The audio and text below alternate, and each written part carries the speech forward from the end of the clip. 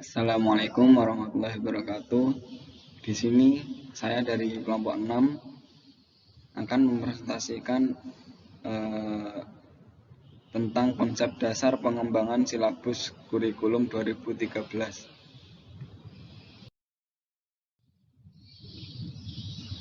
Yang pertama, pengertian silabus. Silabus ini berasal dari bahasa Latin syllabus yang berarti daftar, tulisan, ikhtisar, ringkasan, atau isi buku. Menurut Sanjaya, silabus adalah rencana pembelajaran pada suatu kelompok mata pelajaran atau tema tertentu, mencakup standar kompetensi dasar, materi pokok atau pembelajaran, kegiatan pembelajaran, indikator, penilaian, alokasi waktu, dan sumber bahan atau alat belajar.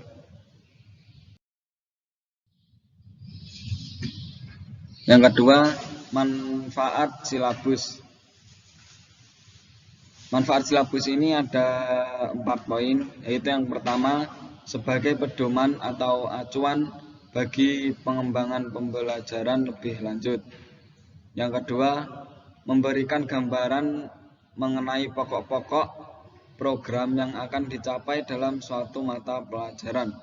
Yang ketiga, sebagai ukuran dalam melakukan penilaian keberhasilan suatu program pembelajaran. Yang keempat, dokumentasi akuntabilitas suatu program pembelajaran tertulis atau written document sebagai akuntabilitas suatu program pembelajaran. Yang keempat, landasan pengembangan silabus. Landasan pengembangan silabus tercantum dalam pasal 17 ayat 20. Peraturan yang berbunyi Peraturan Menteri Pendidikan Republik Indonesia Nomor 19 Tahun 2005 tentang Standar Nasional Pendidikan, yaitu perencanaan pembelajaran meliputi silabus dan rencana pelaksanaan pembelajaran yang memuat sekurang-kurangnya tujuan pembelajaran, materi ajar, metode pengajaran, sumber belajar, dan penilaian hasil belajar.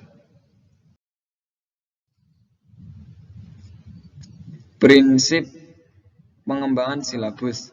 Prinsip pengembangan silabus dibagi menjadi 8, yaitu yang pertama ilmiah.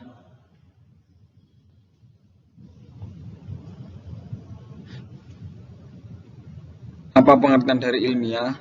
Yaitu keseluruhan materi dan kegiatan yang menjadi muatan dalam silabus harus benar dan dapat dipertanggungjawabkan secara keilmuan. Yang kedua, relevan. Relevan yaitu cakupan ke dalam tingkat kesuksesan dan urutan penyajian materi dalam silabus sesuai dengan tingkat perkembangan fisik, intelektual, sosial, emosional, dan spiritual peserta didik. Yang ketiga, sistematis. Sistematis yaitu yang dimaksud komponen-komponen silabus berhubungan secara fungsional dalam mencapai kompetensi, hendaknya saling berhubungan. Yang selanjutnya, yang keempat, konsisten. Adalah adanya hubungan yang konsisten atau ajak taat asas antara kompetensi dasar, indikator, materi pokok, pengalaman belajar, sumber belajar, dan sistem penilaian. Yang kelima yaitu memadai. Cangkupan indikator, materi pokok, pengalaman belajar, sumber belajar, dan penilaian cukup untuk menunjang pencapaian kompetensi dasar peserta didik.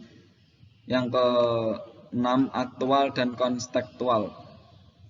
Aktual dan konstekstual yaitu cangkupan indikator, materi pokok, pengalaman belajar, sumber belajar, dan sistem penilaian, memperhatikan perkembangan ilmu, teknologi, dan seni mutakhir dalam kehidupan nyata dan peristiwa yang sedang terjadi. Yang ketujuh yaitu fleksibel. Maksudnya keragaman komponen silabus dapat mengakomodasi keragaman peserta didik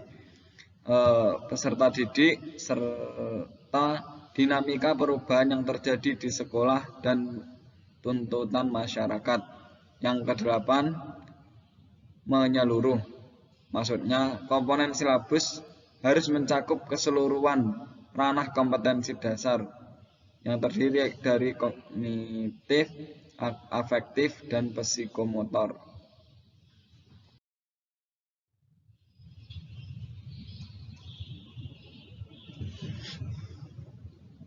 Yang selanjutnya, pengorganisasian dan tata laksana pengembangan kurikulum. Pengembangan silabus menurut Kunandar. Pengembangan silabus dapat dilakukan oleh para guru secara mandiri atau berkelompok dalam sebuah sekolah atau beberapa sekolah, kelompok musyawarah guru mata pelajaran atau MGMP, atau pusat kegiatan guru PKG, dan dinas pendidikan terkait.